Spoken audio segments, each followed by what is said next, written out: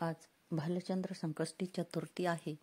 श्री गणेशाची आज आपण पूजा करत असतो, व्रत करत असतो आणि म्हणून आजपासून गुरुचरित्राच्या वाचनाला प्रारंभ करत आहे.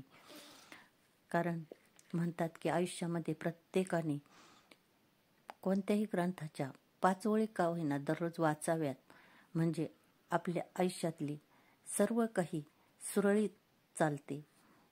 म्हणून आज आपण पहिल्या अध्यायापासून सुरुवात करत आहोत. अध्याय पहिला गुरुचरित्र. अध्याय पहिला मंगलाचरण. शिष्याच्या हृदयातील गुरुभेटीची तळमळ. श्री गणेशाय नमः. हे गजानन, तुम्हाला नमस्कार असो. तुम्ही विश्वाचे प्रतिपालक आहात. जे तुमची भक्ती करतात त्यांच्या कार्यात विघ्ने येत नाहीत. तुम्ही 14 विद्या व 64 कलांचे स्वामी आहात. तुमचे महात्म्य खूप थोर आहे. म्हणूनच सुरवर, मुनिजन व भक्तगण कार्यारंभी तुमचे पूजन करतात. हे गौरीसुता, गुरुचरित्र लिहावे असे माझ्या मनात आहे. तुम्ही बुद्धिदाते आहात. म्हणून तुम्हाला वंदन करून मी अशी प्रार्थना करतो की हे ग्रंथकार्य तुम्ही निज कृपेने पूर्णत्वास न्या. मला आशीर्वाद द्या, स्फूर्ती द्या. आई सरस्वती, मी तुम्हाला नमस्कार करतो. श्री नृसिंह सरस्वती हे माझे गुरु आहेत.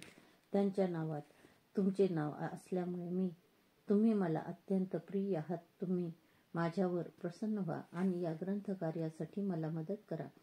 सृष्टी उत्पन्न करणारे ब्रह्मदेव, विश्वपालक श्री विष्णू आणि संहाराने सृष्टीचे नियमन करणारे शंकर या त्रिवर्गास नमस्कार. सर्व देवांना नमस्कार.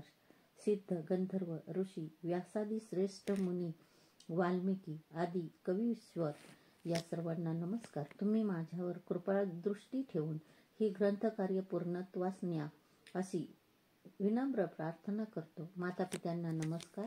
आपस्तंभ शाखेचे कौंडिन्य गोत्रात जन्मलेले सायनदेव हे आमचे मूळ पुरुष. साखरे हे त्यांचे आडनाव. त्यांचे पुत्र नागनाथ, त्यांचे पुत्र देवराय व त्यांचे पुत्र गंगाधर हे माझे वडील. अश्वलायन शाखेचे काश्यप गोत्राचे चौंडेश्वरी यांच्या कन्या चंपा या माझ्या आई. माझ्या वडिलांच्या नावापुढे सरस्वती हे नाव लावून मी मोठ्या आनंदाने सरस्वती गंगाधर हे नाम धारण केले आहे. आमच्या कुळावर पूर्वीपासूनच श्रीगुरूंची कृपा आहे. त्यांची मला श्री गुरुचरित्र लिहिण्याची आज्ञा केली आहे. त्यांच्या आशीर्वादाने हा ग्रंथ पूर्ण होईल अशी माझी श्रद्धा आहे. श्री गुरु श्री नृसिंह सरस्वती म्हणजेच दत्तात्रयांचे अवतार, ज्यांना आपले व आपल्या पुत्र पौत्रादिकांचे कल्याण व्हावे असे वाटते, त्यांना हे गुरुचरित्र फलदायी होईल. ज्यांच्या घरी त्याचे नित्यनेमाने श्रवण पठण केले जाईल, त्यांच्या घरी लक्ष्मी वास करेल. त्यांचे मनोरथ पूर्ण होतील. त्यांच्या घरी इष्टकार्य सिद्धी होईल. सुख, शांती, समाधान नांदेल. त्यांच्या दुःख, संकटे, चिंता, पीडा, व्याधी यांचे निवारण होईल. श्री गुरूंच्या वास्तव्याने पावन झालेल्या श्री क्षेत्र गाणगापुरात जाऊन श्री गुरूंची आराधना केल्याचे त्वरित इष्ट फलप्राप्ती होते.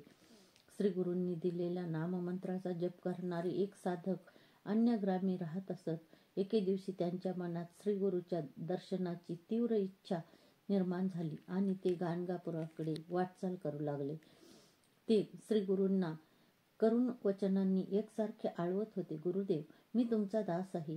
तुम्ही माझी तळमळ जाणता.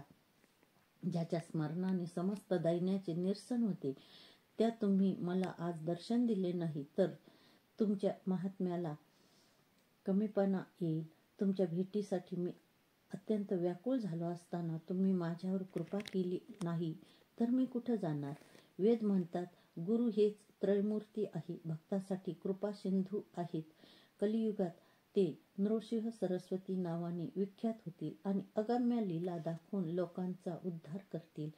गुरुदेव, त्या वेदवचनांना माझ्या बाबतीत खरे करून दाखवा. तुमच्या ठाई 3ही देवांचे गुण एकवटलेले आहेत. तुम्ही परम दयाळू आहात. म्हणून माझी तुम्हाला अशी विनंती आहे की जरी मला भावभक्ती माहीत नसली, माझे चित्तही स्थिर राहत नसले, तरीही मला वेगाने पावा. कारण माझ्यासाठी माता, पिता, आप्त, बंधू, स्वकीय सर्व काही तुम्हीच आहात. गुरुदेव, तुम्ही माझे कष्ट व दैन्य हरण करा. तुम्ही सर्वज्ञ आहात, मग माझ्या मनीचे दुःख तुम्हाला कळत कसं नाही? आणि घेतल्याशिवाय द्यायचं नाही अशी तुमची रीतच असेल तर मी तुम्हाला काय देऊ ते तरी सांगा. काहीतरी घेऊन मग देणे हा तर व्यवहार झाला. त्यात तुमचे काय औदार्य?